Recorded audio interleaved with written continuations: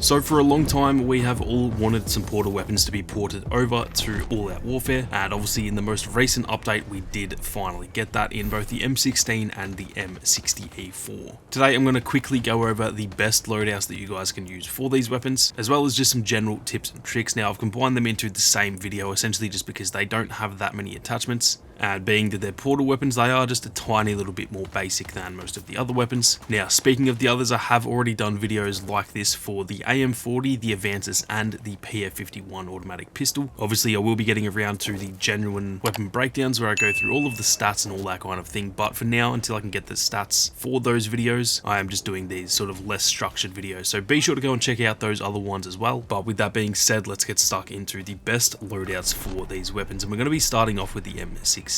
Now, like I said, being that these are from Portal, they do have a lot less attachments, and with the M16 it actually does not have an ammo type in there, so there's actually only 3 different attachment slots. So for the sight, I just personally prefer the reflex sight. I then also use the factory barrel because, like I said, the other attachments really aren't all that useful. And then for the underbarrel attachment, I just use the foregrip. Now, when I say the other attachments aren't useful, they are useful to bring along with you, but they're not really the ones that I'd have permanently attached to the weapon, if that makes sense. So it is still worth bringing along a grenade launcher and the laser sight for the underbarrel attachment. Obviously for the barrel, it's always worth having a suppressor, so be sure to bring that along. And then obviously you can bring along the heavy barrel for those sort of long range engagements. And then when it comes to the sights, obviously just bring along whichever you guys prefer, as at the end of the day they are all subjective. Now, as for some quick tips for the M16, what I will say straight away is that it has a heap of recoil. I'm not sure if it's actually like bugged or what. I'm not sure if it's meant to be this way, because generally in previous Battlefield games the M16 is usually a pretty accurate weapon, but in this game it has a hell of a lot of recoil. Apparently it's actually got similar, or actually the same recoil pattern as the PKP, which probably has the highest recoil in the entire game. So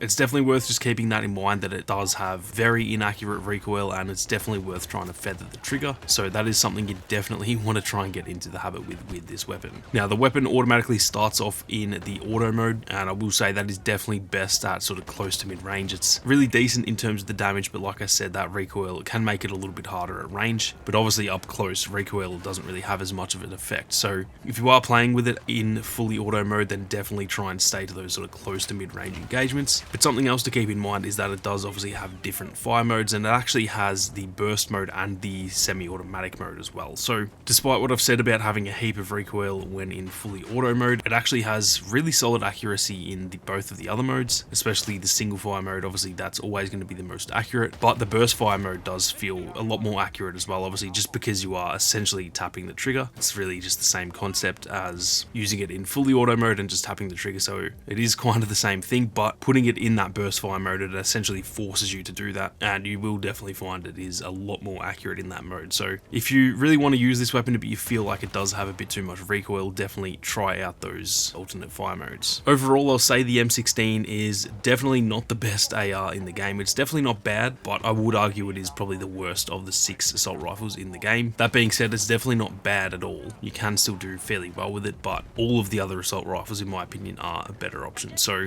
if you're trying to find a weapon that is really dominant, the M16 probably isn't that one. But that being said, it is actually still really fun to use, and obviously it is a bit of a throwback weapon, so there is that little bit of nostalgia that comes along with it as well. Now, moving on to the M60, which is obviously a beefy boy, and the loadout that I've run for the M60 is the reflex sight, once again like I had with the M16. Now, I run the default mag, and I will get into that in just a second. I then once again use the foregrip, the same as the M16 as well, and then I also use the flash suppressor, which to be honest doesn't really give you any statistical benefits. All it does is just remove the muzzle flash, so your gun will flash less when you shoot. That is essentially all that does. It doesn't actually change any stats at all. Now, obviously you have all the other slots as well, so as always, bring along whichever other sights you guys want to use. You then probably want to bring along the extended mag. I believe that is actually the only other option. And then for me, I also bring along the bipod and the laser sight, as well as the suppressor and the factory barrel. Now, getting back to the magazine, the reason I've mentioned the default mag and use that one over the extended mag is because, at least for me, it feels like it actually has less recoil. Now, I haven't actually properly tested this, so this could all just be in my head, and if any of you guys know this for sure, be sure to leave it down in the comments. But for me, when I started using this weapon, I was using the extended mag, and I could not for the life of me hit a single target. I then randomly switched to the default mag, and all of a sudden I started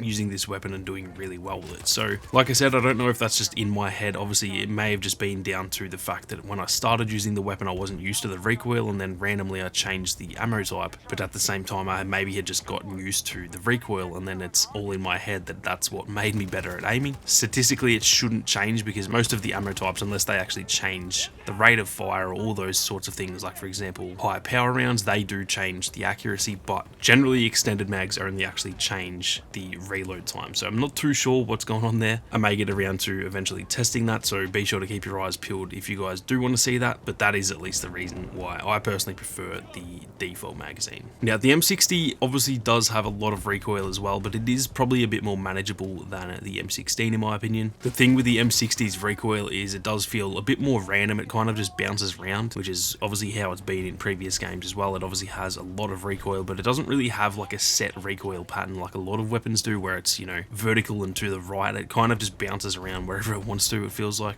And so it does sometimes feel a bit hard to manage, but at the same time, if you are tapping the trigger, and also it does just have a slower rate of fire than most weapons, those two things combined do make it a little bit easier to manage in my opinion. What I will say is that at range though, it's probably the complete opposite, because like I said, it does feel a bit random, so it does just bounce around and you can't really control where you're shooting a lot of the time. So I do feel like this one is best to use at that sort of close to mid range. Obviously you don't want to use it in like too close quarters, because you are probably going to get melted by, you know, any other SMG or assault rifle in the game. But at that range, that's kind of the awkward range between close range and medium range, maybe like 30 to 40 meters, it does feel actually pretty dominant there, because the recoil isn't too much to where it's a disadvantage, but then the massive damage of the M60 makes it really pack a punch. So try and stick to those close to mid-range engagements, and in my opinion at that range it can honestly hang with all of the other LMGs in the game. I wouldn't probably say it's the best in the game, but I don't see why it's any worse than any of those other LMGs in the game. So it is definitely a very solid weapon, and hopefully some of these tips did help you guys out with that one. That is going to do it for me though, guys. That is all 5 of the new weapons from Season 2 covered in these sorts of videos, and like I said, as soon as I can get the stats on all of these weapons, I will do proper weapon breakdowns with all of the stats, the loadouts, the recoil patterns, and all those sorts of things. I am just essentially waiting on those stats to be updated, so keep your eyes peeled for that. If you enjoyed the video, be sure to leave a like down below. If you're new to the channel, then definitely hit that subscribe button, and if you want to support the content that I make here on YouTube, then consider becoming a channel member. But with that being said, thank you all very much for watching. You guys have a great day, and I'll see you all out there on the battlefield.